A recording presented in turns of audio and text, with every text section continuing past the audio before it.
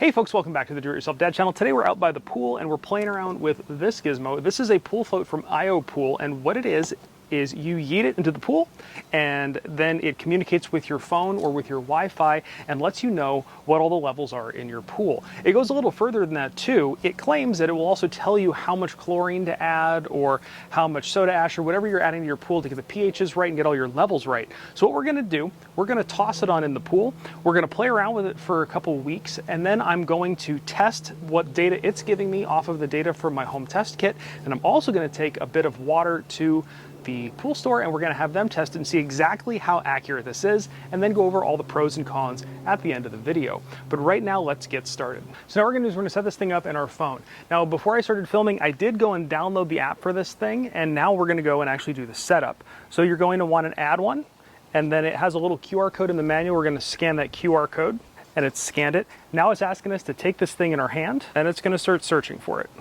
It says to rock it back and forth. I'm assuming that kind of activates the thing. It's found it, so now we're asking it to prepare it. And now this little pull cord on the bottom, we pull this thing out to remove what they call the ballast. Now we're going to remove the insulating film, that's this rubber stuff around the bottom. Next, we remove the little cap on the bottom. It says to be careful, there could be stuff in there, but it's okay if that stuff gets in your pool. We're going to then flip the cap over and reinsert that onto the bottom. And if you've seen here when you put it on, there's little holes. Got to make sure those holes are lined up. Now we reinstall the little ballast cap, the thing that I threw on the ground a minute ago, back into the bottom. And as long as you can visually see the sensors through there, you're all good. Now it's time to yeet it into the pool. And now with it in the water, we have to calibrate it. We calibrate it using the included test strips and the app. So let's get that done real quick. And the way you use the test strips is pretty cool. You take the test strip, you dunk it in the water, shake it off once, and then you lay it on the little card right next to everything, wait 15 seconds, and then you actually take a picture of this thing with your phone. Then it uploads a picture and it automatically calibrates. So now it takes about 30 minutes for that thing to actually get some data. Now what we're going to do, we're not just going to compare it now, we're going to compare it in a week, and then again at 2 weeks, and then again at 3 weeks to see how all the data is holding up. So you're going to want to stay tuned to the end of the video because we will show you how well this thing or how well it doesn't actually work, and then we'll talk about the pros and cons. Okay, we've been living with this thing for a couple weeks now in the pool, and I'm going to be honest, I was skeptical. Years and years ago in the pool that we grew up with, we got one of those little electric meters you're supposed to dip in the pool, and it was supposed to tell your chlorine level and your pH levels, and it never really worked at all. I'm impressed. So let's jump into the app here. I'm going to show you what this all looks like. So let's go into the app. So when we jump into the app, this thing immediately shows you 3 different bits of data. It shows your disinfectant potential, which is basically your chlorine level matched with your stabilizer level. It has your pH and your water temperature. And I'm a data nerd, so I love looking at this stuff. So let's pop open the disinfectant potential here. And you can see here we have a dip on the day. And the dip today is because here at night we had a higher level of chlorine and it dropped down to a lower level of chlorine as the UV started beating on the pool. Now this big of a dip also tells me something. It tells me that I forgot to put floats in my pool. Now if you go out for a week, it'll actually show a little bit more data, and you can see here the exact point where I added chlorine, where it spikes up, but forgot to replace my tablets, so I lost all that chlorine once the sun started hitting the pool.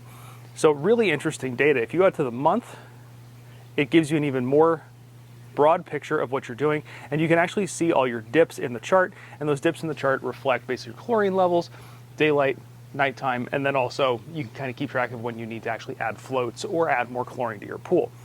Jumping over to the pH has been rather stable in my pool, but it has fluctuated a little bit, and part of that has also been me adjusting it. So you can see here I was monitoring it and bringing it up, and now it's nice and stable in the middle. Water temperature, also kind of a neat one. It dips up and down because daytime, nighttime, daytime, nighttime. So it actually gives a lot of data. Now, one thing I did add to this thing is the way it's set up here, it has to connect to your phone via Bluetooth, which means you only get data when you're next to the pool, which means you don't get those nice graphs. Now, I did put the Bluetooth to Wi-Fi little node in my house, hook that up, and now it reads it 24/7. So even when I'm at work, I can check on it. If I'm away on vacation, I can check on it. If something goes haywire, I can message a neighbor and say, hey, throw a cup of chlorine in my pool for me. So I'm actually really impressed, and it's kind of fun to be able to automate my pool the way I've automated the rest of my home. Now, I will have a link for this thing down below. You can buy either the float or the float with the little Bluetooth to Wi-Fi device. I would suggest buying that. I've been really happy with it. It gives me on-the-fly data, and it means I don't have to come out to my pool to hold my phone next to it. Another thing that's worth mentioning is right now I have my meter and my chlorine float floating freely in the pool. And I noticed one time I had a massive jump in chlorine and I panicked. I went outside to see what was going on, and what happened was this thing and that thing were sitting right next to each other underneath my ladder. So that has a little loop on it, and most of these do too, so I would recommend tethering these so they don't wind up floating right next to each other. I don't believe it would damage that thing, but it will give you inaccurate readings. Now, circling back to things I said at the beginning of the video, I said I was going to go down to my local pool store and get a water test, and I did do that. And I found something interesting. Now, the little dip strip that you did at the beginning during the setup, that's the calibrated. It gives it a base point to read off of. And if you've been around pools, you know those things are not that accurate. Now, this device here measures your pH, your chlorine level, and your temperature, but I believe it balances your chlorine level because it gives your disinfectant potential off of you the amount of stabilizer that's in your pool. So you want to make sure that your stabilizer, your pH, and your chlorine are all accurate. So when I went down to my local pool store, they were giving me a slightly different reading, not a lot off, but some off on all three of those levels. So I went back in the app and readjusted things, and everything seems to be dead on.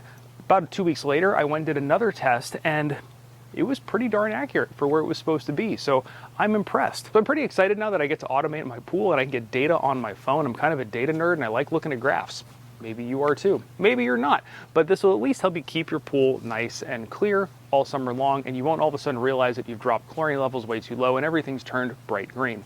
Now, if this video helped you out, please go down below and give it a thumbs up, hit that subscribe button. It really does help the channel grow, and it helps me bring more useful tips and tricks to you. And of course, thanks for watching.